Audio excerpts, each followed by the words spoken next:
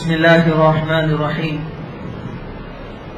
نحمده ونصلي على رسوله الكريم أما بعد فقد قال الله تبارك وتعالى في القرآن المجيد فأعوذ بالله من الشيطان الرجيم بسم الله الرحمن الرحيم يا أيها الذين آمنوا توبوا إلى الله توبة نصوحا وقال الله تبارك وتعالى في موضع آخر يا أيها الذين آمنوا استعينوا بالصبر والصلاة إن الله مع الصابرين صدق اللہ العظیم۔ بزرگوں اور پیارے بھائیوں، اللہ رب العزت کا بے انتہا کرم اور احسان ہے کہ اللہ تعالیٰ نے ہم سب کو ایمان کی دولت سے نوازا ہے۔ شعبان کے مہینے کی یہ 15ویں رات ہے، بڑی بابرکت اور مبارک یہ رات ہے۔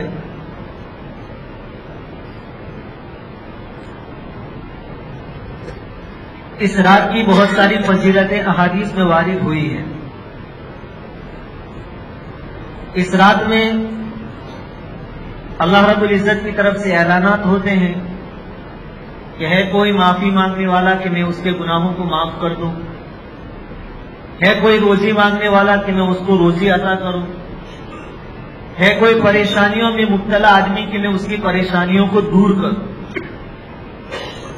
تو ہماری کوشش یہ ہو کہ آج کی پوری رات یا رات کا اکثر حصہ اللہ رب العزت کی عبادت کے ساتھ گزرے۔ خیر، فضیلتیں تو ہم ہر سال سنتے ہیں شب برات کی، آج کچھ الگ بات کرنی ہے، اور وہ بات یہ ہے کہ آج کی تاریخ میں، آج کے دور میں ہم مسلمان اس ملک میں کن حالات پر کھڑے ہیں۔ پہلے حالات سننے اور سمجھنے ہیں، اور پھر حالات کا حل کیا ہے اس کو سننا، سمجھنا اور اس پر عمل کرنا۔ اس ملک میں مسلمانوں پر 3 بڑے نازک اور خطرناک دور گزرے ہیں۔ پہلا دور اس وقت کا ہے جب انگریزوں نے اس ملک پر قبضہ کر لیا اور مسلمانوں کے ہاتھوں سے حکومت کو چھین لیا۔ اس وقت مسلمانوں کے حالات بڑے خطرناک تھے۔ کئی ہزاروں کی تعداد میں مسلمانوں کو پھانسی دی گئی، سولی پر چڑھایا گیا، اور اتنے پر ہی بس نہیں کیا گیا، بلکہ اس وقت جو خاص کوشش کی گئی وہ یہ تھی کہ یہ مسلمان اپنے اسلام کو، اپنے ایمان کو چھوڑ کر دوسرے مذہب کو اختیار کر لیں۔ عام طور پر ہم یہ سنتے ہیں اور سمجھتے ہیں کہ انگریزوں نے اس ملک پر قبضہ اس لیے کیا تھا تاکہ وہ یہاں پر تجارت اچھی طرح کر سکے اور پیسے کما سکے، لیکن اس سے بڑھ کر ان کا مقصد یہ تھا کہ یہ پورا ملک عیسائی رنگ میں رنگ جائے۔ اسی کے پس منظر میں جب انگریزوں نے یہاں پر تسلط قائم کیا، ان کا قبضہ ہو گیا، تو برطانیہ کی پارلیمنٹ میں وہاں کے وزیر اعظم نے یہ اسپیچ دی تھی، بھاشن دیا تھا کہ جس طریقے سے یورپ کے پورے ملک عیسائی رنگ میں رنگ گئے، اب وہ وقت بہت قریب ہے کہ ہندوستان بھی پورا کا پورا عیسائی رنگ میں رنگ جائے گا۔ پھر انگریزوں کا سیدھا مقابلہ مسلمانوں سے تھا۔ اس ملک کے حکمراں اس وقت مسلمان تھے، اسی لیے مسلمانوں کو انگریزوں کے ساتھ زیادہ دشمنی تھی۔ آج دنیاوی نالج کے اعتبار سے ہم جو پیچھے ہیں اس کی ایک وجہ یہ بھی ہے کہ جب انگریزوں نے اس ملک پر قبضہ کیا تو اس ملک کے دوسرے رہنے والوں نے تو ان کے سامنے اپنے گھٹنے ٹیک دیے، لیکن مسلمانوں میں چونکہ غیرت ایمانی ہوتی ہے، مسلمان ایک لمبے وقت تک یہ کہتے رہے کہ انگریزی زبان سیکھنا بھی ناجائز ہے، ایک وقت تک۔ اور اسی کی وجہ سے پھر مسلمانوں کے ساتھ سلوک بھی ایسا کیا گیا کہ سرکاری نوکری مسلمانوں کو نہیں دی جاتی انگریزوں کے زمانے۔ پھر انگریزوں نے کیا کیا؟ خود بھی میدان میں تھے مسلمانوں کے سامنے. قادیانیوں کو بھی انہوں نے میدان میں اتارا. قادیانی کون ہے؟ اس فرقے کا بانی ہے مرزا غلام احمد قادیانی. یہ خبیث قسم کا آدمی گزرا ہے جس نے اپنے آپ کے نبی ہونے کا دعویٰ کیا ہے. آج بھی ان خبیثوں کا زور دنیا کے بہت سارے ملکوں میں باقی ہے. بھولا بھالا سادہ لوگ جو مسلمان ہوتا ہے وہ جانتا نہیں کہ قادیانی کون ہے اور کیا ہے. آج بھی وہ لوگ موجود ہیں. تو قادیانی میدان میں تھے. اس ملک میں آریہ سماج کو بہت طاقت دی گئی, وہ بھی میدان میں آئے اور مسلمانوں کو دعوت دے رہے تھے کہ آپ گھر واپسی کر لیں, کہ آپ کے باپ دادا جو تھے وہ پہلے ہندو مذہب والے تھے, آپ پھر سے واپس آ جائیں. تو ایک آریہ سماج بھی میدان میں تھا, قادیانی بھی میدان میں تھے, انگریز بھی میدان میں تھے, اور خود مسلمانوں کے اندر ایسی پھوٹ ڈالی گئی اور کچھ لوگوں کو تیار کیا گیا جو انگریزوں کے فیور میں فتوے دیتے تھے. مطلب کہ خلاصۂ کلام یہ ہے کہ چاروں طرف سے مسلمان گرے ہوئے تھے, چاروں طرف. یہ سب سے نازک دور تھا اس وقت, لیکن مسلمانوں کا بھروسہ اللہ رب العزت پر ہے. اللہ تعالیٰ کی مدد سے یہ وقت بھی گزر گیا. مسلمانوں نے اپنی جان دینا گوارا کیا لیکن مرتد نہیں ہوئے, اپنے اسلام اور ایمان کو نہیں چھوڑا. دوسرا سب سے خطرناک اور نازک دور گزرا ہے 1947 میں, جب یہ ہمارا ملک آزاد ہوا. ہم کو معلوم ہے کہ ملک کی آزادی تقسیم کے ساتھ ہوئی, دو ملک الگ الگ ہو گئے, ہندوستان اور پاکستان. اس وقت بھی اس ملک کے کونے کونے میں مسلمانوں کا خون بہایا گیا. بلکہ یوں کہیے کہ اگر سب مسلمانوں کا خون جمع کیا جاتا تو ایک ندی بہ پڑتی خون کے ذریعے اتنا خون بہایا گیا.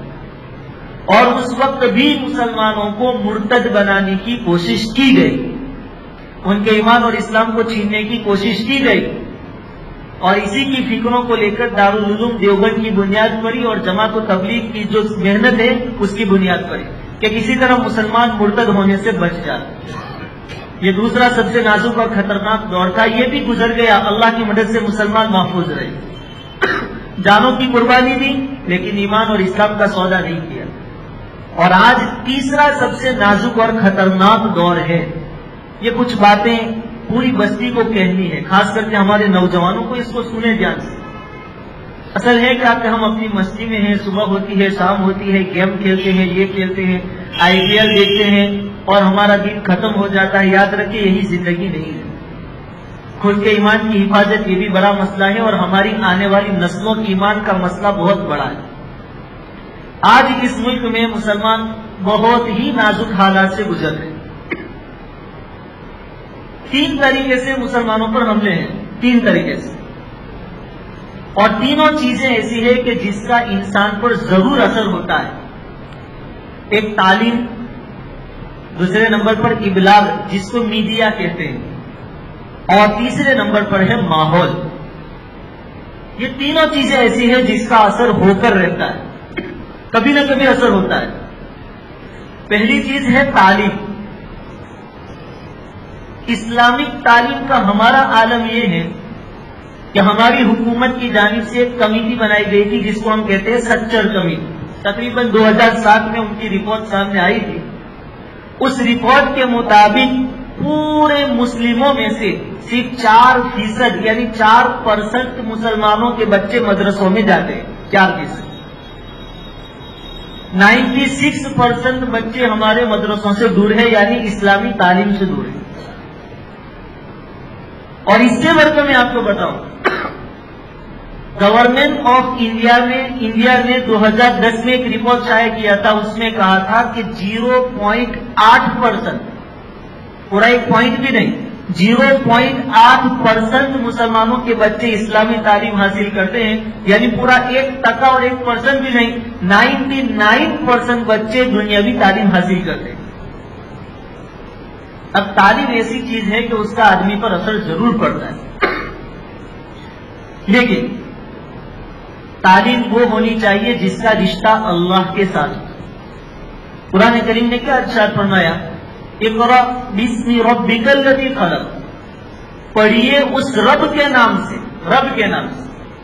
پڑھیے یعنی تعلیم حاصل کیجیے، پڑھیے تو یہاں تعلیم کا رشتہ اللہ کے ساتھ جوڑا گیا ہے، تو تعلیم وہی فائدے مند ہے، وہی نفع پہنچا سکتی ہے جس کا تعلق اللہ کے ساتھ ہو۔ آج ہمارے 99% بچے جو عصری اور دنیاوی تعلیم حاصل کر رہے ہیں، وہاں کا ماحول یہ ہے کہ اس تعلیم کا رشتہ اللہ رب العزت سے توڑ دیا گیا، بلکہ غیروں کے اور مشرکوں کے جو عقائد ہیں اس کے ساتھ اس تعلیم کا رشتہ جوڑ دیا گیا۔ یہ ایک ایسا حملہ ہے، دیکھو آدمی پر جب دشمن کی طرف سے کوئی حملہ ہوتا ہے تو آدمی خوشی سے اپنا سر جھکاتا نہیں ہے، اس کے ساتھ مجبوری میں جھکانا پڑے الگ بات ہے، خوشی سے سر نہیں جھکاتا، لیکن یہ ایک ایسا حملہ ہے کہ پوری قوم خوشی خوشی اس کے سامنے اپنی گردنوں کو جھکائے۔ ہر ماں باپ خوش ہے کہ میرا بچہ میری بچی کالج کر رہی ہے، 10ویں کی امتحان دے رہا ہے، 12ویں کا امتحان دے رہا ہے، یہ بن رہا ہے وہ۔ تعلیم حاصل کرنے سے کوئی منع نہیں کرتا ہے، کرنی ہی چاہیے، لیکن جس تعلیم کا تعلق اور رشتہ اللہ کے ساتھ نہ ہو وہ تعلیم فائدہ نہیں دے۔ دنیاوی تعلیم حاصل کر کے آدمی نوٹ کو چھاپ سکتا ہے، پیسے دینے والی مشین تو بن سکتا ہے، لیکن سماج اور معاشرے کو نفع نہیں پہنچا سکتا۔ ارے ہم اپنے آنکھوں سے دیکھیں تو پہلا ذریعہ ہے انسان کو متاثر کرنے کا، انسان پر اثر ڈالنے کا تعلیم، یہ بھی اب ہمارے کنٹرول میں نہیں ہے۔ اور آج کی تعلیم کے نتیجے ہمارے سامنے، ہر ماں باپ رو رہے ہیں اپنے اولاد کے بارے میں، ہر ماں اپنی جوان بیٹی کے بارے میں رو رہی ہے کہ ہم کالج بیچ کر پچھتا رہے ہیں، اسکولوں میں بیچ کر پچھتا رہے ہیں۔ دوسری چیز ہے ابلاغ، جس کو آج کی زبان میں کہتے ہیں میڈیا۔ اس کا انسان کے دماغ پر بڑا اثر پڑتا ہے، آدمی کے کان میں جو بات پہنچائی جاتی ہے اس کا اثر ہو کر رہتا ہے۔ نبی کریم صلی اللہ علیہ وسلم کی تعلیم دیکھیے، حضور صلی اللہ علیہ وسلم نے فرمایا کہ جیسے ہی بچہ پیدا ہو اس کو غسل دے کر اس کے ایک کان میں اذان کہی جائے، دوسرے کان میں اقامت کہی جائے۔ حالانکہ بچہ ابھی تو کچھ سمجھتا نہیں ہے، کچھ شعور نہیں ہے، اپنے ماں باپ کو بھی نہیں جانتا ہے، لیکن حضور کہتے ہیں کہ اس کے کان میں پہلے آواز جائے اللہ کی، کیونکہ کان میں جو آواز جاتی ہے آدمی اس سے متاثر ہو کر رہتا ہے، اس کا اثر ہو کر رہتا ہے۔ حضور نے فرمایا کہ بچہ جب تھوڑا سمجھدار ہو جاوے تو کوشش یہ ہونی چاہیے کہ سب سے پہلا جو لفظ اس کی زبان سے نکلے وہ کلمہ طیبہ ہو، اللہ کا نام ہو، نبی کا نام، یعنی سمجھدار ہونے سے پہلے یہ تعلیم دی جائے۔ تو اس لیے یہ بات ثابت ہوئی کہ آدمی کے کان میں جو بھی بات پڑتی ہے اس کا اثر آدمی پر ہو کر رہتا ہے۔ آج کے دور میں میڈیا کے ذریعے ہر ایک کے کانوں میں آوازیں ڈالی جا رہی، آدمی ایک دو مرتبہ اس کو اگنور کرتا ہے، اس کی طرف توجہ نہیں دیتا، لیکن ایک بات جب بار بار اس کے کانوں میں ڈالی جاتی ہے تو آدمی پھر اس کو دھیرے سے قبول کر لیتا ہے۔ نبی کریم صلی اللہ علیہ وسلم کے زمانے میں آج جیسا میڈیا نہیں تھا، اس وقت طریقہ یہ تھا کہ پورے مکہ والوں کو کوئی بات بتانی ہوتی تو آدمی صفا پہاڑی پر چڑھ جاتا، اپنے کپڑے لہراتا اور آوازیں لگاتا تو سب مکہ والے جمع ہو جاتے۔ نبی کریم صلی اللہ علیہ وسلم نے اس طریقے کو احتیاط فرمایا ہے۔ جب آپ پر قرآن کی وحی نازل ہوئی، وَأَنذِرْ عَشِيرَتَكَ الْأَقْرَبِينَ، اپنے قریبی رشتہ داروں کو ڈراؤ، اپنے خاندان والوں کو ڈراؤ، تو حضور صفا پہاڑی پر چڑھے۔ اس وقت کا میڈیا یہ تھا۔ حضور صلی اللہ علیہ وسلم اگر چاہتے تو کعبہ کے اندر لوگوں کو جمع کرتے، کعبہ کے صحن میں لوگوں کو جمع کرتے، لیکن حضور نے وہاں جمع نہیں کیا۔ اس وقت کا جو میڈیا تھا اس کا استعمال کیا حضور نے، اور صفا پہاڑی پر چڑھ کر حضور نے لوگوں کو آواز دی۔ جب سب لوگ جمع ہو گئے تو حضور نے اپنی بات رکھی۔ تو لوگوں کے کانوں میں جو بھی بات جاتی ہے اس کا اثر ہو کر رہتا ہے۔ اب آج ہمارے کانوں میں کون سی آوازیں آتی ہیں؟ 24 گھنٹے باطل باطل باطل، جھوٹ اور جھوٹ اور جھوٹ ہمارے کانوں سے ٹکرا رہا ہے۔ ایک دن، 2 دن، 1 مہینہ، 2 مہینہ، 1 سال، 2 سال آدمی اس پر دھیان نہیں دے گا، لیکن دھیرے دھیرے دھیرے دھیرے آدمی اس کو قبول کر ہی لے گا۔ ایسی ایسی باتیں کہ جس کو سن کر آدمی ہنس پڑے، یقین نہ ہو، لیکن اس کو بار بار ہمارے سامنے پیش کیا جاتا ہے میڈیا کے ذریعے، تاکہ یہ بھی جانتے ہیں کہ دھیرے دھیرے یہ باتیں ان کے لیے نارمل ہو جائے گی اور یہ بھی قبول کر لیں گے۔ تو دوسری چیز ہے میڈیا، اس کے ذریعے بھی آج ہم پر حملے ہو رہے ہیں، باطل کی دعوت ہمارے کانوں میں ڈالی جا رہی ہے، اس سے بھی چوکنا رہنے کی بہت ضرورت ہے۔ تیسری چیز ہے ماحول. ماحول کا بھی بڑا اثر ہوتا ہے آدمی. آپ نے دیکھا ہوگا کہ جب گھر میں ماں یا باپ نماز پڑھتا ہوتا ہے تو چھوٹے چھوٹے بچے بھی باپ کے ساتھ ساتھ نماز میں کھڑے ہو جاتے ہیں. ان کو رکوع اور سجدہ کرتے نہیں آتا، لیکن انہوں نے چونکہ باپ کو دیکھا ہے تو وہ بھی جھکتے بھی ہیں، سجدہ بھی کر لیتے ہیں. یہ ماحول کا اثر. ماں نے اگر پردی پہنی ہے، برقع پہنا ہے، تو چھوٹی چھوٹی بچیاں بھی پردی پہن لیتی ہیں. یہ ماحول کا اثر. اور نبی کریم صلی اللہ علیہ وسلم نے ماحول کو باقی رکھنے کی تاکید فرمائی. حضور صلی اللہ علیہ وسلم نے ارشاد فرمایا کہ فرض نمازیں مسجد میں ادا کی جائے اور سنن اور نوافل یعنی سنتیں اور نفلی نمازیں گھروں میں پڑھی جائے، تاکہ گھروں میں دین کا ایک ماحول باقی رہے جس سے آنے والی نسل، آنے والی جنریشن ایک اثر حاصل کرے، چونکہ ماحول کا اثر ہوتا ہے. حضور صلی اللہ علیہ وسلم نے ارشاد فرمایا کہ جب بچہ سمجھدار ہو جاوے، پاکی ناپاکی کے مسئلوں سے واقف ہو جاوے، چاہے ابھی بالغ نہیں ہوا لیکن اس کو مسجد میں لاؤ نماز کے واسطے، تاکہ مسلمانوں کا نماز والا ماحول دیکھ کر وہ اثر حاصل کرے، کیونکہ ماحول کا اثر ہو کر رہتا ہے. اب آج ہمارے سامنے کیسے ماحول ہے؟ بے حیائی، بے شرمی کے ماحول، بے دینی کے ماحول. مغرب کے جو ملک ہے، یورپ کے جو ملک ہے، انہوں نے بھی بے حیائی کو دھیرے دھیرے قبول کر لیا. اب یہاں کا کوئی آدمی ابھی وہاں جائے گا تو وہاں کا لباس، ڈریس سب دیکھ کر اس کو شرم آئے گی، لیکن یہاں کا آدمی وہاں رک جائے گا، کچھ مدت وہاں گزارے گا تو پھر یہ جو ننگا پن ہے، عریانیت ہے، اس کو وہ قبول کر لے گا، پھر اس کو اتنی دقت نہیں ہوگی. ماحول کا اثر اس پر بھی ہوتا ہے. ہمارے سماج اور معاشرے میں دیکھیے ایک وقت تھا کہ عورتیں پردے کے ساتھ گھروں سے باہر نکل گئی. پھر ایک وقت آیا ماضی قریب میں بھی قریب میں کہ عورتوں نے پردہ گھروں میں چھوڑ دیا، کھلے سے نکلنے لگی. اور آج کا ماحول دیکھو کہ جو لباس رات کو پہنا جاتا ہے، جس کو نائٹ ڈریس کہتے ہیں، دوپہر کے 12 اور 1 بجے تک عورتیں سریام پہن کر محلوں میں گھومتی نظر آتی ہیں. چونکہ ماحول کا اثر ہم نے دھیرے دھیرے قبول کر لیا. ہم بھی ان دنیا داروں کے رنگ میں رنگ گئے. ہمارا ایک قصور ہے، ہمارا ایک جرم ہے کہ ہم اس لیے آئے تھے کہ پوری دنیا کو اسلامی رنگ میں رنگے. ہماری ذمہ داری یہ تھی، لیکن افسوس کی بات یہ ہے کہ ہم نے ان کا رنگ لیا، خود کو ان کا اثر لے لیا. آج بھی دیکھو دوپہر تک، شام تک نائٹ ڈریس میں عورتیں آپ کو گھومتی پھرتی ملے گی. تو یہ ماحول کا بڑا اثر ہوتا ہے آدمی کے اوپر. ہمارے ملک میں بھی کچھ ایسا فحاشی کا، بے حیائی کا، بے شرمی کا اور بے دینی کا ماحول قائم کیا جاتا ہے. عدالتوں سے کیسے کیسے فیصلے ہو رہے ہیں، آپ تعجب کریں گے. پہلے ایک وقت یہ تھا کہ ایک شادی شدہ آدمی شادی کے بعد کسی پرائی عورت کے سامنے اگر نظر بھی ڈالے تو سماج اور معاشرے میں بدنام ہو جاتا تھا. لوگ اس کو شرمسار کر دیتے تھے، شرمندہ کر دیتے تھے. لیکن آج ہماری عدالت یہ فیصلہ کر رہی ہے، قلم 398 کو ختم کر دیا گیا اور انسان کو آزادی کے نام پر درندگی کی چھوٹ دے دی گئی، اجازت دے دی گئی. اب قاعدہ یہ ہے کہ ایک شادی شدہ مرد شادی ہو جانے کے بعد کسی پرائی عورت کے ساتھ منہ کالا کرنا چاہے تو کر سکتا ہے، قانونی اعتبار سے یہ کوئی جرم نہیں.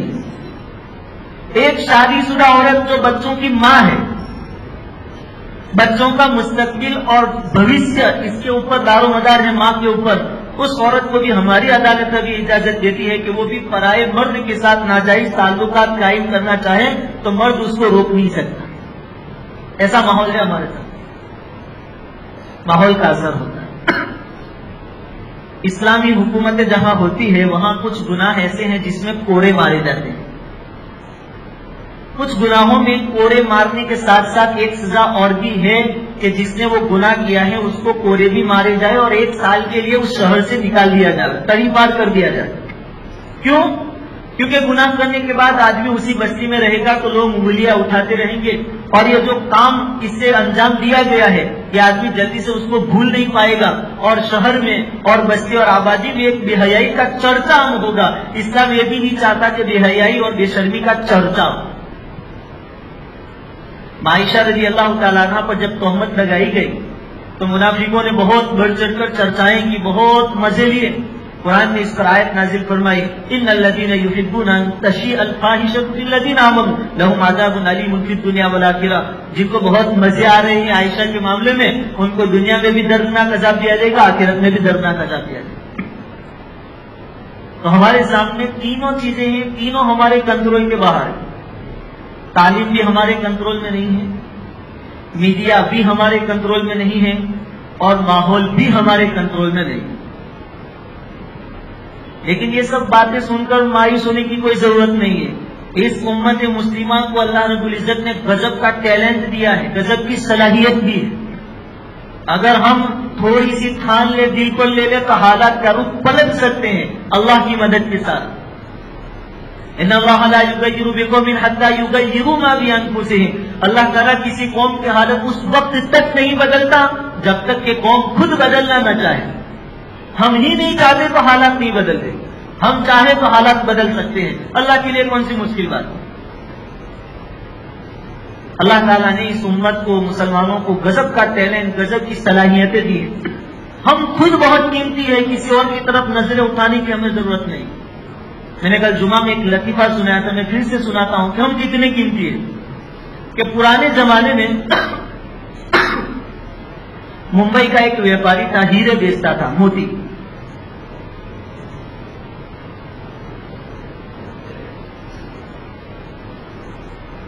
وہ لاہور گیا تجارت کی نیت سے ہیرے لے کر.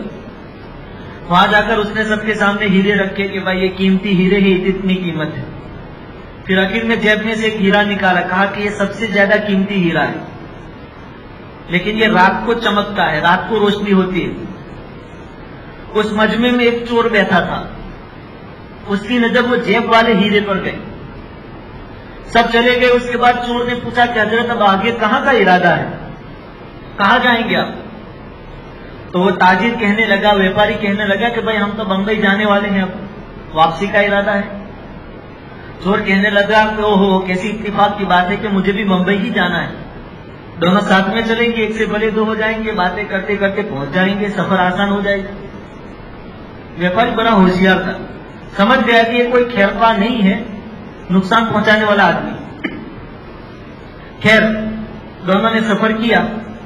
رات کو ٹرین کا سفر جاری تھا. دونوں نے اپنے اپنے کپڑے اتارے اور لٹکا دیے اور سو گئے. جیسے یہ چور سو گیا، ویپاری نے چپکے سے اپنی جیب سے ہیرا نکال کر چور کی جیب میں رکھ دیا. اب چور آدھی رات کو جاگا یہ سوچ کر کہ ویپاری سو گیا ہوگا، اس کی جیب سے ہیرا نکال لیتا ہوں. اس نے پوری کپڑی اس کی چیک کی، کپڑے چیک کیے، لیکن ہیرا ملا نہیں. صبح میں اٹھے، پھر بات میں اس نے پوچھ گیا کہ وہ تم کہہ رہے تھے کہ ہیرا رات کو چمکتا ہے، کہ چمک نظر نہیں آئی رات کو، ہیرا کہاں ہے؟ ویپاری نے اپنی جیب سے نکال کر دکھایا. صبح ہوتے ہی ویپاری نے چپکے سے واپس بھی اپنی جیب میں رکھ لیا تھا. آگے رہا. چور کو تعجب ہوا کہ رات کو میں نے کپڑے چیک کیے، تلاشی لی تو کچھ نہیں ملا، ابھی ہیرا جیب سے نکل رہا ہے. اس نے کہا چلو آج رات کچھ داؤ کھیلتے ہیں. پھر دونوں سو گئے. پھر دونوں نے کپڑے لٹکائے. جیسے ہی چور نے سونے کا ناٹک کیا، اس ویپاری نے جیب سے ہیرا نکال کر چور کے کپڑے میں رکھ دیا. آدھی رات کو پھر چور اٹھا، اس نے اس کے کپڑے چیک کیے، لیکن کچھ بھی نہیں ملا. ایسا 3 دنوں تک ہوا. چوتھے دن چور اس کے سامنے گھٹنوں کے بل گر گیا اور کہنے لگا کہ آپ تو میرے بھی استاد معلوم ہوتے ہیں، میں آپ کا خیرخواہ نہیں ہوں، میں تو ایک چور ہوں. وہ جو ہیرا آپ بتا رہے تھے اس کو چوری کرنے کے واسطے آپ کے ساتھ سفر کر رہا ہوں. 3 دن سے میں آپ کے کپڑے رات کو چیک کرتا ہوں، ہیرا نکلتا نہیں ہے، اور جب صبح میں آپ سے پوچھتا ہوں تو آپ اپنی جیب سے نکال کر دکھاتے ہیں. بات کیا ہے؟ اس وقت اس ویپاری نے کہا کہ جیسے رات کو تو سو جاتا تھا، میں ہیرا نکال کر تیری جیب میں رکھ دیتا اور صبح تیرے اٹھنے سے پہلے پہلے میری جیب میں واپس رکھ لیتا. یعنی چور کا جیب خود قیمتی تھا، لیکن چور ویپاری کو تلاش کرتا رہا، اس سے امیدیں لگائے رہا. ہم خود قیمتی ہیں، لیکن ہم دنیاوی لوگوں سے امیدیں لگائے رہتے ہیں کہ یہ ہمارا بھلا کر دے گا، یہ پارٹی ہمارا بھلا کر دے گی، یہ پارٹی ہمارا بھلا کر دے گی. ہمارے خود کے اندر اللہ رب العزت نے غضب کا ٹیلنٹ رکھا ہے، غضب کی عقل مندی رکھی ہے. اللہ کے نبی صلی اللہ علیہ وسلم کا ارشاد ہے اتقوا فراست المؤمن، مومن کی فراست سے بچو. ہمارے اندر اللہ تعالیٰ نے ایسی صلاحیتیں رکھی کہ ہم نفع اور نقصان کو پہچان سکتے ہیں. ہمیں کسی اور کی ضرورت نہیں. ہمیں خود اپنے حالات کا جائزہ لینے کی ضرورت ہے اور اپنی پوزیشن کو بدلنے کی ضرورت ہے. پھر اللہ رب العزت کی مدد شامل حال. ایک اور بات بتاؤں میں آپ. ایک یہودی جو کہ مسلمانوں کے دشمن ہے، ایک یہودی نے سوچا کہ مسلمانوں کی بستی میں جاؤں گا اور قرآن کے بارے میں کچھ شکوک اور شبہات ان کے ذہنوں میں ڈالوں گا تاکہ یہ مسلمان قوم قرآن سے دور ہو جائے. آج بھی ایسا ہو رہا ہے. اب یہ بستی میں گیا تو پہلے ایک چرواہا ملا بستی کے باہر. اس یہودی نے سوچا کہ اسی سے شروعات کر دیتے ہیں، چرواہے سے. چرواہے کے پاس آیا اور کہنے لگا، یہودی کیا آپ قرآن پڑھتے ہو؟ چرواہے نے کہا جی ہاں. کہا کہ قرآن اتنا بڑا 30 پارے ہیں اس کے اندر، اس میں بہت ساری آیتیں ڈبل ہیں جس کو ہم متشابہات کہتے ہیں. تو یہودی نے کہا کہ اگر ہم ایسا کریں کہ ڈبل جو آیتیں ہیں اس کو نکال دیں تو قرآن چھوٹا بھی ہو جائے گا، پڑھنے میں بھی آسانی اور زبانی یاد کرنے میں بھی آسانی ہو جائے گی. تھا وہ چرواہا، لیکن مسلمانوں کو اللہ تعالیٰ نے فراست دی. پہلے پوری بات یہودی کی سن لی، اس کے بعد اس چرواہے نے جواب دیا کہ بات تو آپ کی ٹھیک ہے کہ جو بھی چیز ڈبل ہو اس کو نکال لینا چاہیے تاکہ چیز ہلکی ہو جائے. چلو ایک کام کرتے ہیں، آپ کے جسم میں بھی بہت سارے اعضاء ڈبل ہے. دیکھو نہیں، ہاتھ بھی ڈبل ہے، ایک کاٹ لیتے ہیں. پیر دو کیا کرو گے؟ 2 پیروں کا ایک کاٹ لیتے ہیں. آنکھیں 2 ہے، ایک سے بھی کام چل سکتا ہے، ایک نکال لیتے ہیں. تو اس طریقے سے ڈبل چیزیں وہ کم بھی ہو جائے گی اور آپ کا جسم ایک دم ہلکا پھلکا ہو جائے گا. وہ یہودی سمجھ گیا کہ مسلمانوں کے چرواہے کا یہ عالم ہے تو مسلمانوں کے دانشور اور علماء اور صلحاء تو کیسے ہوں گے، لہذا اپنی دال یہاں گلے گی نہیں. وہیں سے وہ واپس ہو. اللہ رب العزت نے اس قوم کو غضب کا ٹیلنٹ دیا ہے، لیکن اس کے استعمال کی بہت زیادہ ضرورت ہے. اب ہم کیا کریں گے؟ 3 چیزوں کے ذریعے ہم پر حملے ہو رہے ہیں، تینوں کو ہم اپنے کنٹرول میں لے سکتے ہیں. تعلیم، دنیاوی تعلیم بھی ہمارے بچے لینے ہی چاہیے، اس میں ہمیں پیچھے نہیں رہنا ہے. آج اگر یہ کہا جائے کہ بھائی بچوں کو اسکول میں مت بھیجو تو یہ سب سے بڑی بے وقوفی کی بات ہو. جس زمانے میں جو اسباب ہو ان اسباب کو اختیار کرنا نبی کریم صلی اللہ علیہ وسلم کی سنت ہے.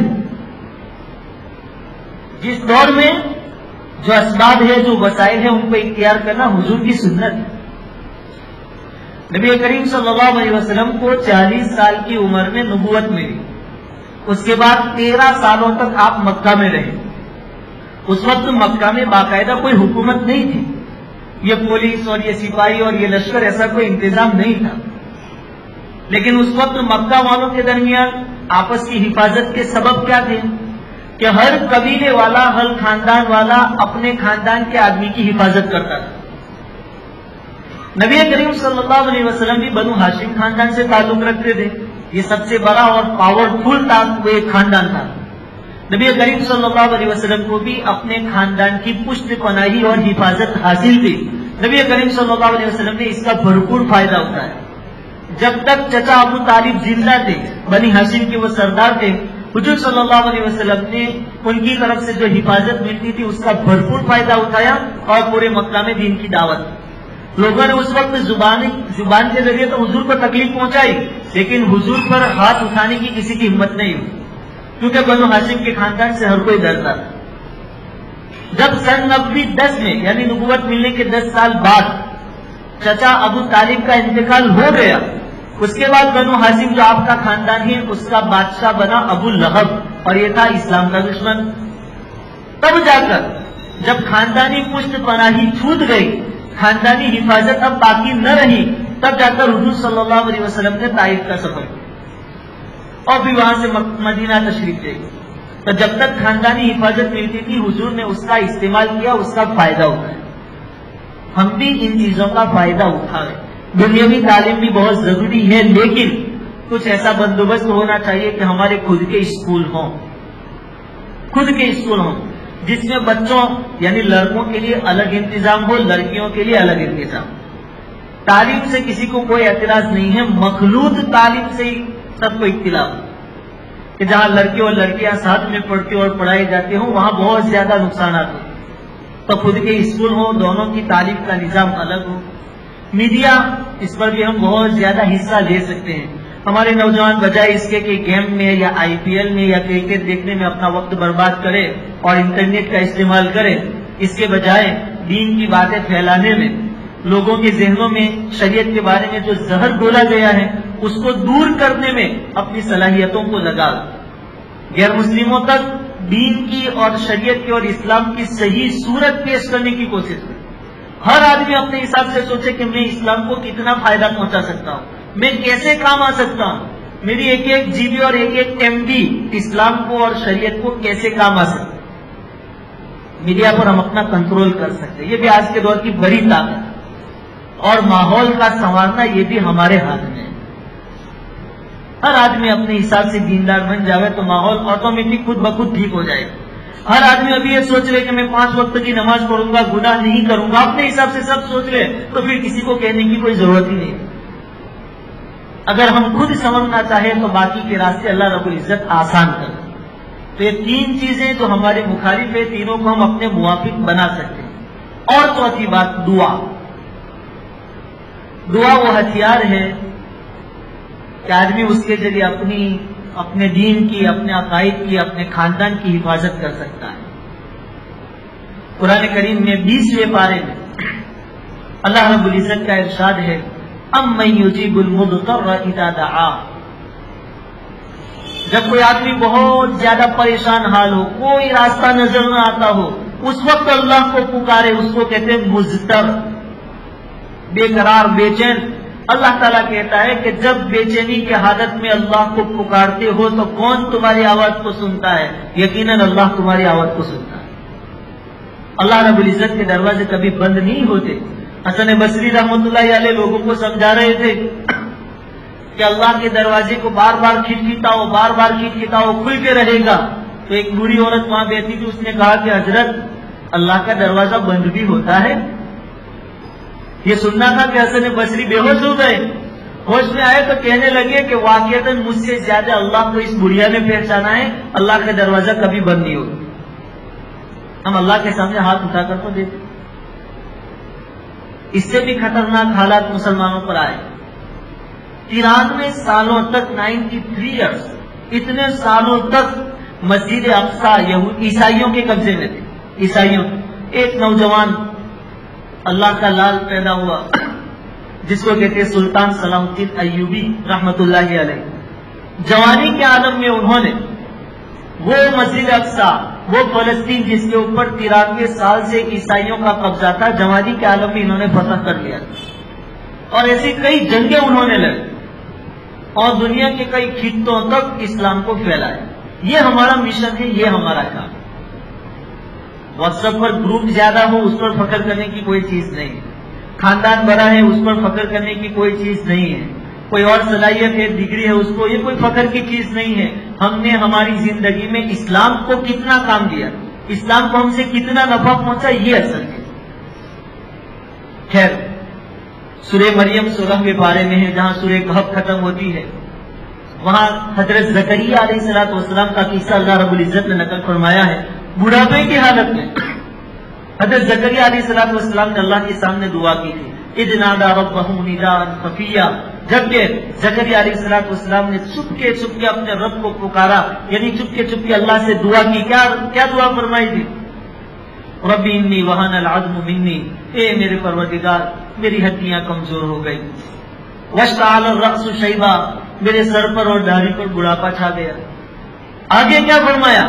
وَلَمْ أَكُنْ بِدُعَائِكَ رَبِّ شَقِيًّا، لیکن یہ میرے پروردگار ایسا کبھی نہیں ہوا کہ میں نے تیرے سامنے ہاتھ اٹھائے ہو اور میں خالی ہاتھ لوٹا ہوں، ایسا کبھی نہیں ہوا۔ اچھا، پہلے اللہ کی تعریف ہو گئی، اب مانگنا کیا تھا؟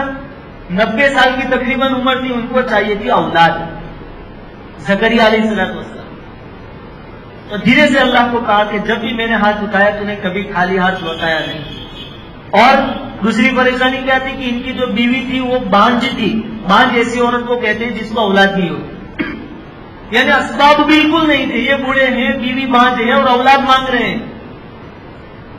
لیکن مانگا اللہ سے، یقین کے ساتھ مانگا۔ اللہ رب العزت نے فوراً آیت کریمہ نازل فرمائی، یا زکریا انا نبشرک بغلام اسمہ یحییٰ، اے زکریا تو نے ابھی اولاد مانگی، ہمارے لیے کوئی چیز مشکل نہیں ہے جہاں ہم اس کو ایسے لڑکے کی خوشخبری سناتے ہیں جس کا نام یحییٰ ہوگا، اور آگے ایک اور بات بتائی کہ یحییٰ ایسا نام ہے جو ہم نے رکھا ہے کہ آج سے پہلے یحییٰ نام کا کوئی آدمی دنیا میں پیدا نہیں ہوا۔ تم مانگو تو صحیح ہے، پہلے اسباب نہیں تھے، یقین تھا، مانگ لیا، اب اللہ نے دینے کو کہا تو اب پوچھ رہے ہیں کہ اللہ یہ کیسے ہوگا؟ میں بوڑھا، میری عورت بانجھ کیسے ہوگی؟ تو اللہ تعالیٰ نے کیا فرمایا؟ وقد خلقتک من قبل ولم تک شیئا، اے زکریا اپنے بارے میں تو سوچ، پہلے تو کچھ بھی نہیں تھا، میں نے تو اس کو پیدا کیا، اب تک تو اور تیری عورت ہے اور اس میں سے بچہ پیدا کرنا میرے لیے کوئی مشکل بات نہیں، تو نہیں تھا تو میں نے پیدا کیا، اب تم دونوں میاں بیوی سے بچے کو پیدا کرنا یہ میرے بس کی بات ہے، کوئی بڑی بات نہیں ہے ہماری۔ تو دعا ہمارے لیے بہت بڑا ہتھیار ہے، یہ پریشانیاں دور ہو جائے گی انشاءاللہ اگر ہم اللہ رب العزت کے سامنے رونے اور گر گرانے والے بنے۔ ایک اور آخری بات کہہ کر اپنی بات کو ختم کرتا ہوں کہ ایک قوم تھی حضرت یونس علیہ السلام کی قوم۔ یونس علیہ السلام نے ان کو تقریباً 9 سالوں تک سمجھایا، صبح شام ہر ایک کے پاس جا جا کر یہ شرک اور بت پرستی میں مبتلا ہے، ان کو سمجھایا کہ شرک چھوڑ دو، کفر چھوڑ دو، ایک اللہ کی عبادت کرو، انہوں نے نہیں مانا۔ جب نہیں مانا تو اللہ رب العزت نے حضرت یونس علیہ السلام سے کہا کہ اپنی قوم سے کہہ دو کہ اب اللہ کا عذاب آئے۔ ایک روایت کے مطابق 3 دنوں کی مہلت دی کہ 3 دنوں کے بعد عذاب آئے، اور دوسری ایک روایت کے مطابق 40 دنوں کی مہلت ملی کہ اب 40 دنوں کے بعد اللہ کا عذاب آئے۔ قوم سمجھدار تھے، دیکھو ہمیں ان سے بہت بڑا سبق سیکھنا ہے۔ یونس علیہ السلام کی قوم سمجھدار تھی، انہوں نے مشورہ کیا کہ یونس پر نظر رکھو، اگر یہ بستی میں رہتے ہیں تو عذاب نہیں آئے گا، کیونکہ نبی کے ہوتے ہوئے اللہ عذاب نہیں دیتا، اگر یہ بستی چھوڑ کر چلے جاتے ہیں تو مان لو کہ عذاب آ کر رہے گا۔ قوم نے دیکھا کہ تیسرے دن سے پہلے یونس علیہ السلام اپنی بستی چھوڑ کر چلے گئے، اب ان کو یقین ہو گیا کہ عذاب آ کر رہے گا۔ اب عذاب کے آنے سے پہلے اس کی نشانیاں ظاہر ہونے لگی، بادل منڈلانے لگے، کالے کالے بادل ان کی بستی کے اوپر چھا گئے۔ اب ان کو یقین ہو گیا کہ اللہ کا عذاب آئے گا، لیکن اللہ کتنا مہربان ہے، انہوں نے کیا کیا؟ سب نے مشورہ کیا کہ چلو ہم توبہ اور استغفار کرتے ہیں، اللہ سے کبھی نا امید مت ہونا۔ شیطان پر جس وقت اللہ ناراض کے غصے میں تھے اس وقت شیطان نے مانگا تھا کہ قیامت تک کی زندگی دے دے، اللہ نے دے دی تھی، غصے کی حالت میں بھی اللہ نے اس کو دے دیا، جو مانگا وہ دے دیا، شیطان کو بھی دیتا ہے۔ اس بستی والوں نے مشورہ کیا کہ بھائی ایک کام کرو، تاج کا لباس پہن، اچھے اچھے کپڑے پہنے وہ نکال دو، تاج کا پھٹا پرانا خستہ حال لباس پہنا، بستی سے باہر سب نکلے، اور کیا کیا؟ بچوں کو اپنی ماؤں سے الگ کر دیا تاکہ ماں کی یاد میں بچے روئے، تاکہ اللہ کو ان کے اوپر رحم آ جائے۔ حتیٰ کہ جانوروں کے جو بچے تھے ان کو بھی اپنی ماؤں سے الگ کر دیا تاکہ وہ اپنی ماؤں کے بغیر چیخے اور چلائے تو اللہ کو رحم آ جائے۔ اور یہ لوگ بستی سے باہر نکلے اور اللہ کے سامنے گریا اور زاری کرنے لگے، رونے لگے۔ اللہ رب العزت کے ان پر رحم آ گیا اور اللہ نے عذاب سے ان کو بچا لیا۔ عذاب کے نشانات سامنے آ چکے تھے، علامتیں نشانیاں سامنے آ چکی تھی، پھر بھی اللہ نے ان کو عذاب سے بچا لیا۔ ہمارے اوپر بھی خطرات کے ماحول اور بادل منڈلا رہے۔ میں بار بار کہتا ہوں کہ اپنی مستی سے باہر آ جائے، ذرا سر پر ہاتھ رکھ کر ہم سوچیں، یہ زندگی ہمیں اس لیے نہیں ملی ہے کہ کھایا پیا اور یہی سال ہو گیا، 2 سال ہو گیا۔ بہت سارے نوجوان یہاں گارڈن میں جا کر برتھ ڈے مناتے ہیں، بھائی تو کتنی زندگی لکھوا کر آیا تھا اور کتنا جیے گا، اور کون سی خوشی ہے، ماں باپ بھی خوشی خوشی یہی کام کر رہے ہیں۔ ویسے تو کیا ہے کہ جسم ہمارا داغ داغ کنبا کوجا کوجا مینی ہم کہ پورا جسم ہمارا خون آلود ہے، زخم ہی زخم ہے، برائیاں ہی برائیاں ہیں، پاتے باندھے تو کہاں باندھیں گے؟ ایک چیز کوئی اٹھ کر کہہ دے کہ یہ چیز میرے اندر کمپلیٹ پائی جاتی ہے، نمازوں کو اٹھا کر کوئی گارنٹی دے دے کہ سب نمازیں میں جیسی پڑھنی چاہیے ویسی پڑھتا ہوں، میں خود کی بھی بات کرتا ہوں، روزہ کوئی رکھ دے ہمارے سامنے کہ میں کمپلیٹ روزے رکھتا ہوں، کوئی عبادت 1 لاکھ بتا دے کہ جیسی کرنی چاہیے تھی ویسی، یہ تو ہمارے لیے سوچنے والی بات ہے۔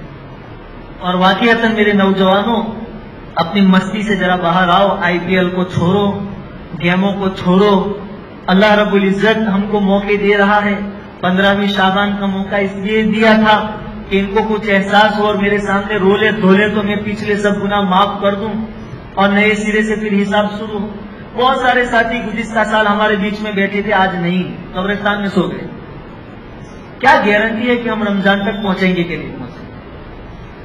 اور ہمارے اوپر ذمہ داری کیا ہے؟ دیکھو، ٹوٹا پھوٹا کھا کر بھی زندگی گزر جائے گی، لیکن ایمان کے بغیر زندگی نہیں گزرے گی اور آخرت ہمیشہ کی خراب ہوگی.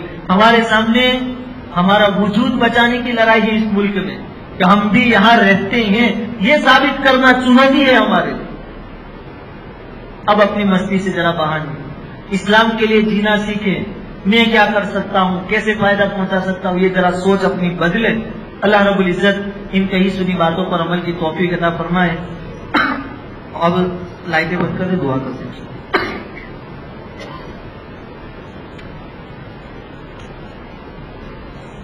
یہ دو نام آئے ہیں، سعید بھائی مانوی والے، ان کی والدہ سائرہ بی بی کے لیے دعا کرنی ہے، اور ریاض بھائی کانٹریکٹر، ان کے والد صاحب یعنی یہ رکن الدین چاچا جو ہے وہ بھی ہاسپٹل میں ایڈمٹ ہیں، ان کے لیے بھی خاص دعا کرنی ہے.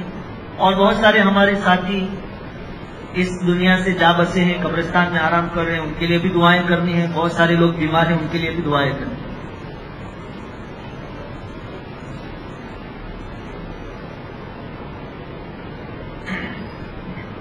درود شریف پڑھو.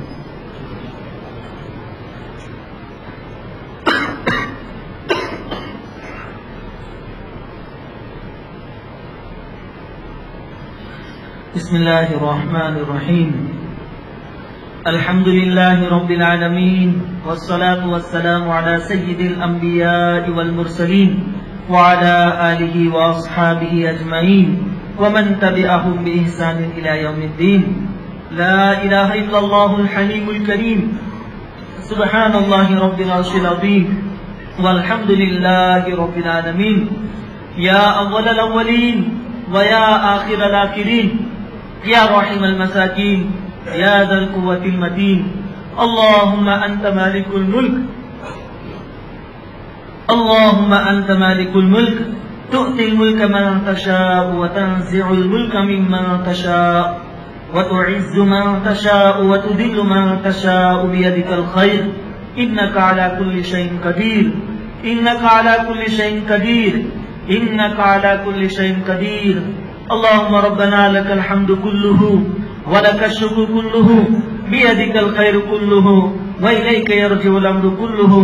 ربنا لا نحصي ثناء عليك أنت كما أثنيت على نفسك. لا إله إلا أنت سبحانك إني كنت من الظالمين. لا الہ الا انت سبحانک انا کنا من الظالمین.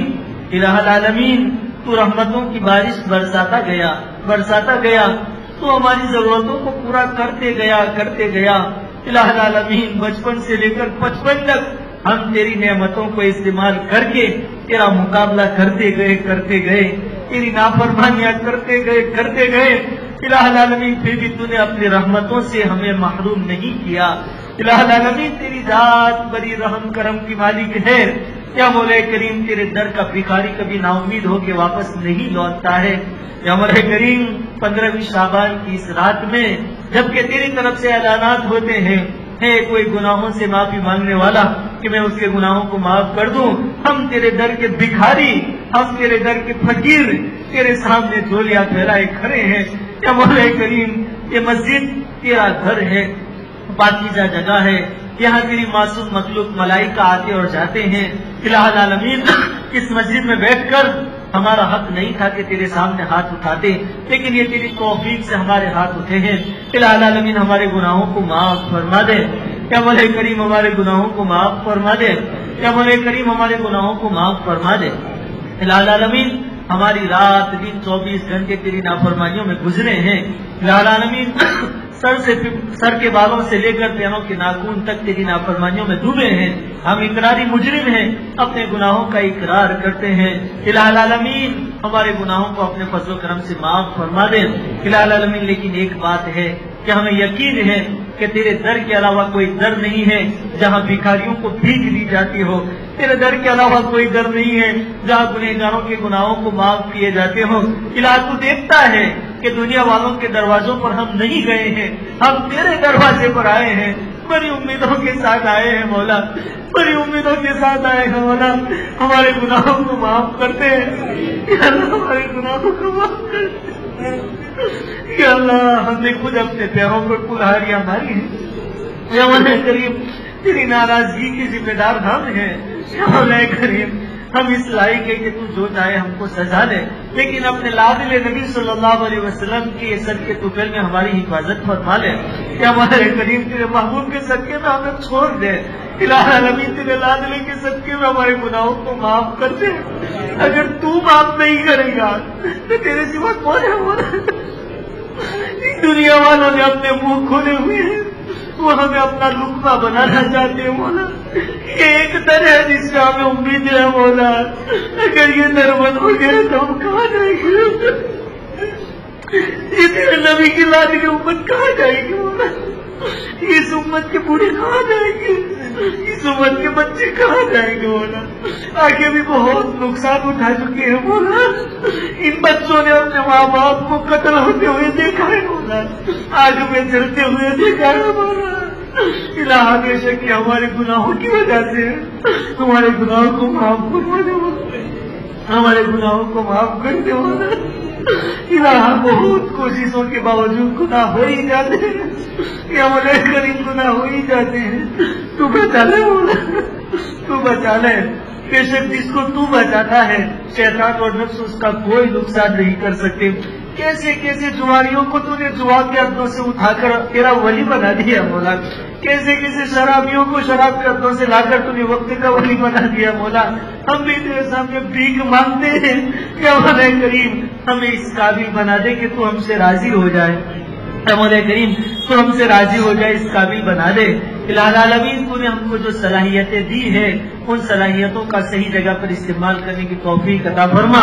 इलाही हमारी जवानी, हमारा वक्त, हमारे पैसे, हमारी सलाहियतें गलत रास्तों पर खर्च हो रहे हैं या मौला करीम सही जगहों पर इनको लगाने और खर्च करने की तौफीक अता फरमा।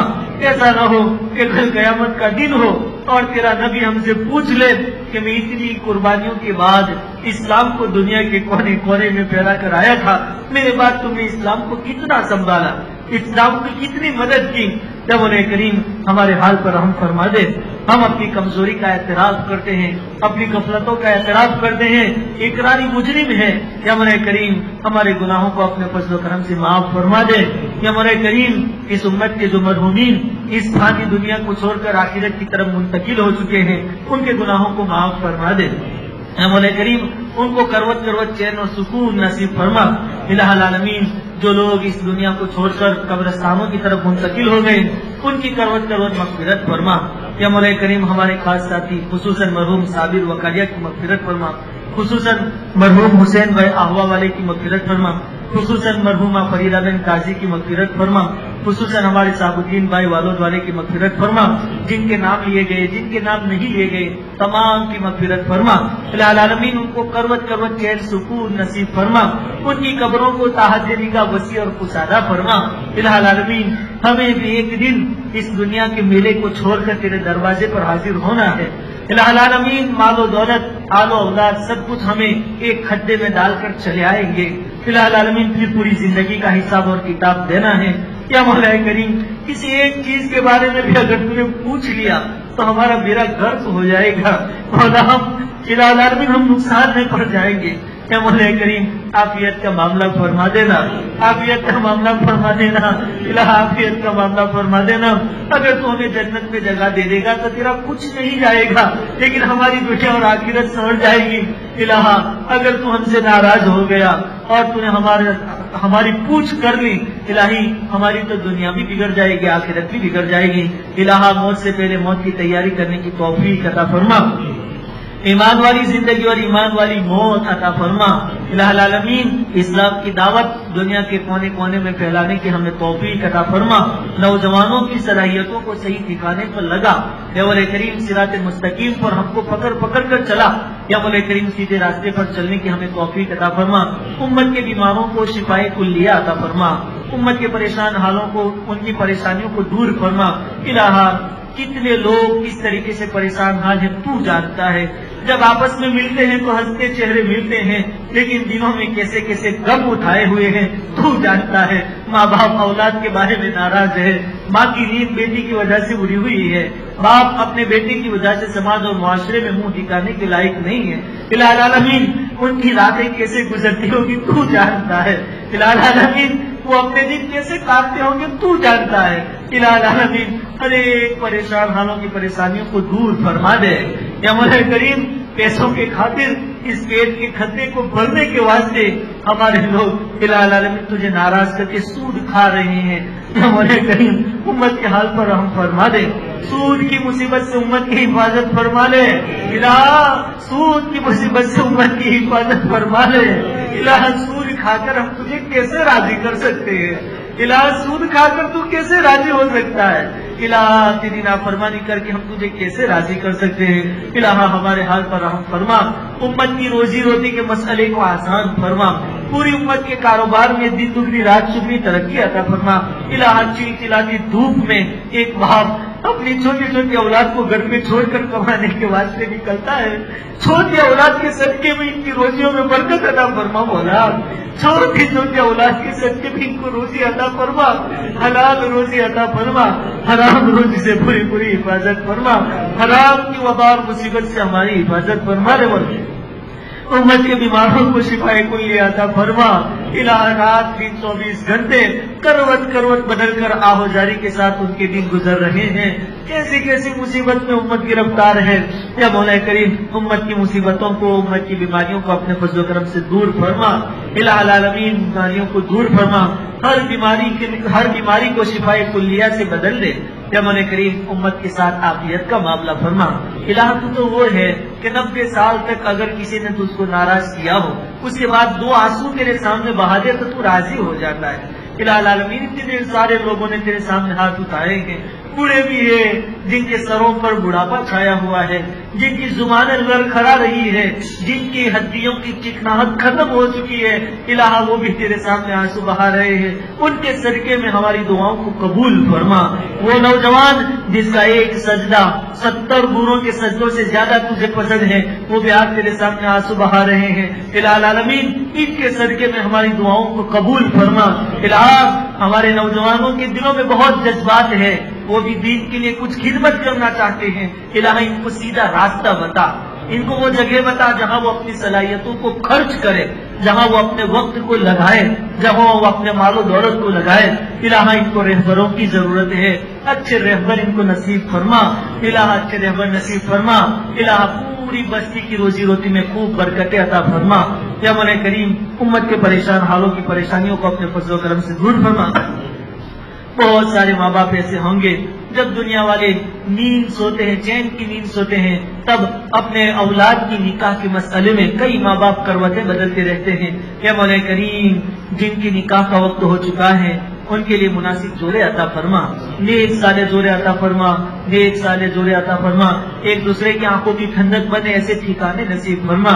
الہ العالمین بہت سارے لوگ شادی شدہ ہیں لیکن تو نے اپنی حکمت و مصلحت کی بنا پر اولاد نہیں دی ہے، الہ العالمین اولاد کی نعمت کے لیے تڑپ رہے ہیں، الہ العالمین ان کی گودوں کو بھر دے، یا مولا کریم ان کے ارمانوں کو پورا کر دے، ان کو نیک صالح آنکھوں کی ٹھنڈک بنے ایسے اولاد عطا فرما۔ اور الہ العالمین ہمارے ان نوجوانوں کو اس بات کا احساس دے کہ کتنی دعاؤں کے بعد ان کے ماں باپ نے ان کو مانگا تھا اور حاصل کیا تھا، کتنی امیدوں کے ساتھ ان کے ماں باپ نے ان کی پرورش کی تھی۔ الہ العالمین اس ماں نے پوری رات جا کر بچے کو سلایا تھا، جس باپ نے چلملاتی دھوپ میں اپنا پسینہ بہا کر جس بچے کو کھلایا تھا، یہ سب اس لیے تھا کہ اولاد بڑی ہو کر اپنے ماں باپ کی آنکھوں کی ٹھنڈک بنے، بڑھاپے میں ماں باپ کا سہارا بنے۔ الہ العالمین آج ہمارے نوجوان الہ العالمین صحیح راستے سے بھٹکے ہوئے ہیں، ہر ایک کو ماں باپ کی قدردانی کرنے کی توفیق عطا فرما۔ اس بات کا احساس ہمارے نوجوانوں کے دلوں میں پیدا فرما کہ ماں باپ کے قدموں کے نیچے جنت ہے، ان کی خوشی ہی اصل خوشی ہے اور ان کی ناراضگی میں اللہ رب العزت کی ناراضگی ہے۔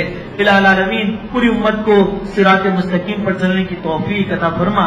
الہ ہمیں تو مانگتے نہیں آتا، الہ ہمیں مانگتے نہیں آتا، تیری شان کے مناسب مانگنا چاہیے۔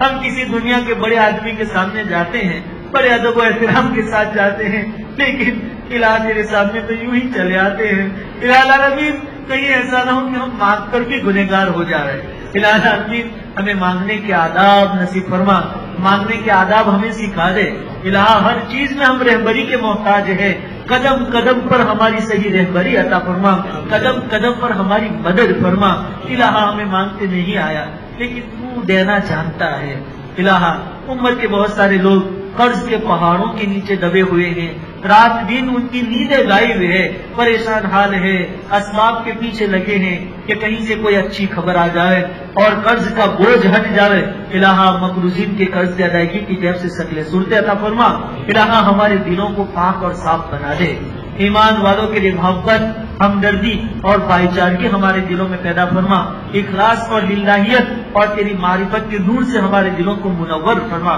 حسد، بغض، عداوت، دشمنی، کینہ، کپٹ اور دشمنی سے پوری ہماری حفاظت فرما، الہ ایک طرف مہمان آ رہا ہے، رمضان کا مہینہ آ رہا ہے، الہ العالمین یہ خوش نصیبوں کو عطا کیا جاتا ہے، یا مولا کریم رمضان کے مہینے کی صحیح قدردانی کرنے کی توفیق عطا فرما، الہ کہیں ایسا نہ ہو کہ آج تک زندگی میں بہت سارے رمضان آئے اور چلے گئے، کہیں ایسا نہ ہو کہ تیرے محبوب نے بد دعا فرمائی تھی اور جبریل نے آمین کہا تھا، ہم بھی ان بد نصیبوں میں شامل ہو جاوے، الہ اس سے ہماری پوری حفاظت فرما، آنے والے رمضان کی قدردانی کرنے کی توفیق عطا فرما، العالمین جو مشغلے اور جو دنیاوی چیزیں ہمیں دوسری طرف الجھائے رکھتی ہیں اس سے ہمیں دور کر دے اور ان چیزوں کو ہم سے دور کر دے، العالمین خاص کر ہمارے نوجوانوں کا ایک منٹ مسجدوں میں تیری عبادتوں میں لگے ایسی توفیق عطا فرما، العالمین قرآن کو سننے کی، تراویح کی پابندی کی، 5 وقت کی نماز پابندی کے ساتھ پڑھنے کی توفیق عطا فرما، الہ رمضان مبارک کی قدردانی کرنے کی توفیق عطا فرما اور آنے والے اس رمضان کو ہماری نجات کا سبب اور ذریعہ بنا، الہ العالمین حاضرین مجلس میں جو لوگ موجود ہیں ان کے دلوں میں جو جائز تمنائیں ہیں اپنے فضل و کرم سے ان کی تمناؤں کو پورا فرما، الہ تجھ سے مانگ کر ہم تو مطمئن ہو گئے کہ ہمارا آقا تو بڑا کریم ہے، بڑا رحیم ہے، ہاتھ اٹھائے ہیں اب وہ ہمیں خالی ہاتھ نہیں لوٹائے گا، اور واقعتاً یہ اللہ تو نہیں لوٹائے گا، الہ تو خالی ہاتھ نہیں لوٹائے گا، الہ ہم نے ہمارے گناہوں کی مغفرت مانگی ہے تو معاف کر دے، ہم نے اپنی ضرورتیں تیرے سامنے ٹوٹے پھوٹے انداز میں رکھی ہے تو قبول کر لے اور ہماری ضرورتوں کو اپنے خزانے غیب سے پورا کر دے، تیرے در کے علاوہ کسی اور کے در کا فقیر نہ بنا، الہ العالمین تیرے لادل نبی صلی اللہ علیہ وسلم نے ایسی مبارک راتوں میں جو خیر اور بلائیاں مانگی ہو وہ تمام خیر اور بلائیاں ہمیں بھی عطا فرما، اور تیرے محبوب صلی اللہ علیہ وسلم نے جن برائیوں سے اور شرور و فتن سے پناہ چاہی ہو ہم سب بھی پناہ چاہتے ہیں، ہماری پوری حفاظت فرما، الہ جو مانگا وہ بھی عطا فرما، جو مانگنے سے رہ گیا اپنے فضل و کرم سے اپنی شان ساتھ عطا فرما، اور پوری امت مسلمہ کی طرف سے نبی کریم صلی اللہ علیہ وسلم کی ذات مبارک پر لاکھوں کروڑ درود نازل فرما، درود اور سلام نازل فرما، امت کی طرف سے ایک نبی کو جو بدلہ اور انعام ملنا چاہیے، جو ہدیہ ملنا چاہیے، الہ العالمین وہ ہماری طرف سے آپ عطا فرمائیے، الہ العالمین ہماری ٹوٹی پھوٹی دعاؤں کو اپنے فضل و کرم سے قبول فرمائیے، جزا اللہ عنا محمد بما هو اهله صلی اللہ علیہ وسلم، ربنا تقبل منا انك انت السميع العليم وتب علينا انك انت التواب الرحيم، سبحان ربك رب العزة عما يصفون وسلام على المرسلين والحمد لله.